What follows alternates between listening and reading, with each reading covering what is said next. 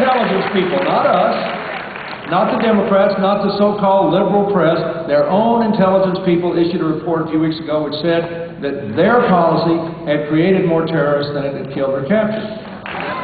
Now, when I was a kid, one of the first things I learned is, when you get yourself in a hole, quit digging.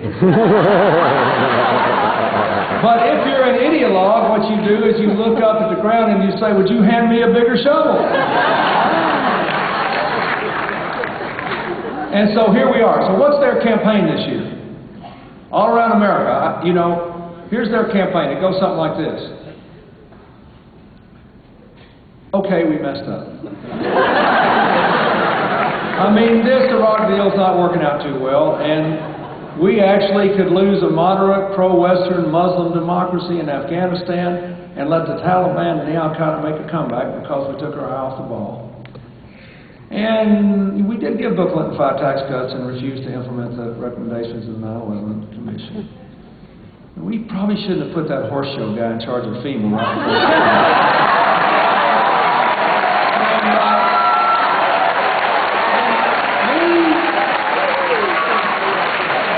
We did double the number of Washington lobbyists in only 4 years from the whole history of the country. And we did put more people in charge of the industries that they came out of to regulate them than anybody ever had. And they're going to make a lot more money. And then we did create that drug benefit that Einstein couldn't understand. And there's a donut hole in it. That's what they call it. And lots of people in Wisconsin about to fall into that donut hole. But you know how that hole got in the donut? The donut hole is the program helps people with their medicine until you spend a certain amount. Then you fall into the donut hole and you got to help yourself entirely until you spend a certain more. Then the government starts helping you again. How come there's a hole in the donut? That's the money they took to give to the drug companies that Governor Doyle talked about.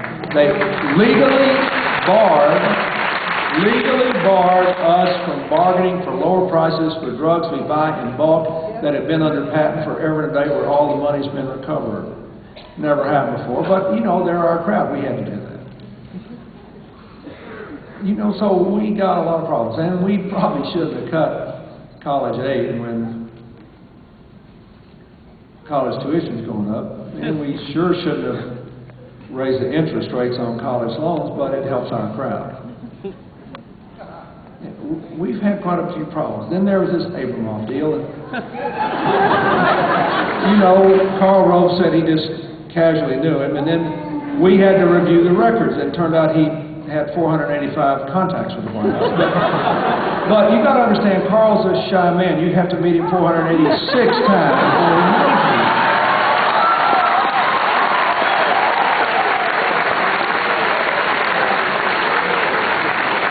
Then there's this embarrassing matter of this $9 billion that we sent to Iraq, and we don't know where it went, can't find it. We sent our own inspector over there, and he told us how much money was missing, so we just cut out his job and brought him home. He was embarrassing us. And we were hoping nobody noticed, but it did break in the press today. It's bad. But you still have to vote for us. Because if you vote for those terrible Democrats, they will tax you into the poorhouse. And on the way to the poorhouse, you will meet a terrorist on every street corner. And when you try to run away from the terrorist, you will trip over an illegal immigrant.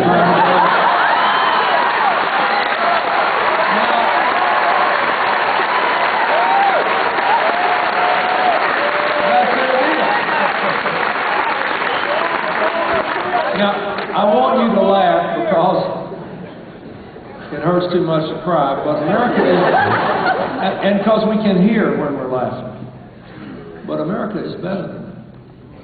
That's why our candidates for Congress in Wisconsin are joined in this election year by 9 Iraq War veterans, a retired CIA agent, a retired FBI agent, a 3-star Navy admiral who was my principal defense advisor in my first term and went on to command the George Washington Carrier battle group of 30 ships, 100 airplanes, and 15,000 sailors.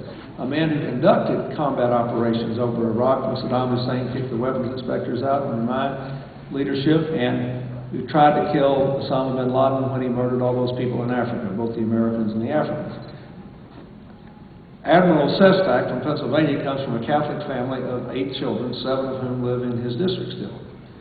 Now, he's got a leg up. If he gets 4 non-relatives to vote for him, he wins. But the point is, these are the kind of people running for us. Our candidate for the Senate in Virginia was Ronald Reagan's Navy Secretary and the most heavily decorated Vietnam veteran in his Annapolis graduating class. Maybe more to the point here from Wisconsin, in Kansas, State President Bush carried almost 2-1 just 2 years ago.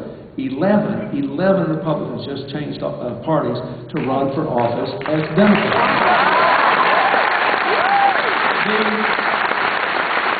The Democratic nominee for Attorney General in Kansas was a Republican prosecutor until he entered the race. The Democratic nominee for Lieutenant Governor in Kansas until 2003 was the chairman of the state Republican Party.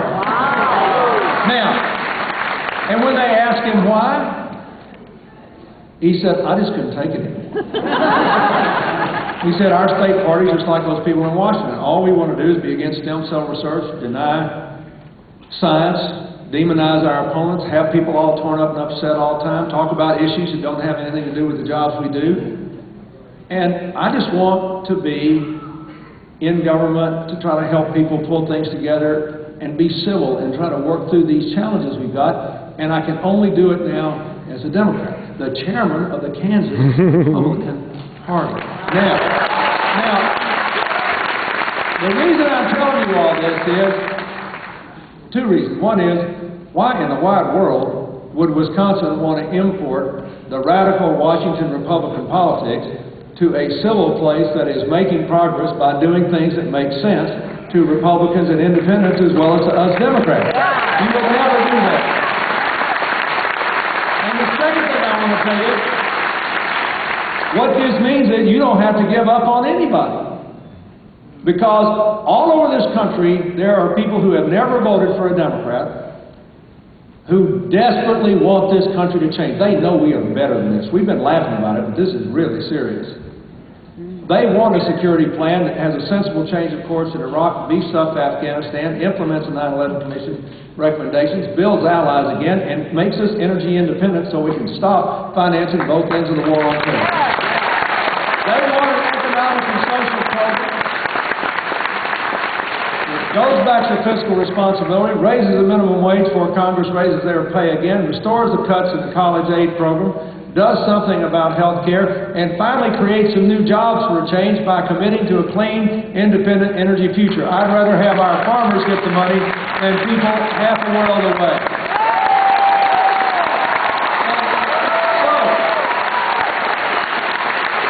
Just remember, folks, you got 4 days. 4 days for a governor, 4 days for a lieutenant governor, 4 days for an attorney general, 4 days for a wonderful senator, 4 days maybe for some more members of Congress. Don't give up on anybody. All these people, you look at people in the eye for the next 4 days and talk to them. There are so many of your fellow citizens who would never come to a rally like this, never imagined they'd be voting with us, and they know that the wheel is run off. This country was set up by our founders who pledged their lives, their fortunes, their sacred honor to form a more perfect union. Not to divide people, not to pretend they were perfect, not to keep people torn up and upset, but to roll up their sleeves, bring out the best in each other, and move forward. That's what Jim Boyle's done. That's what you should do for the process.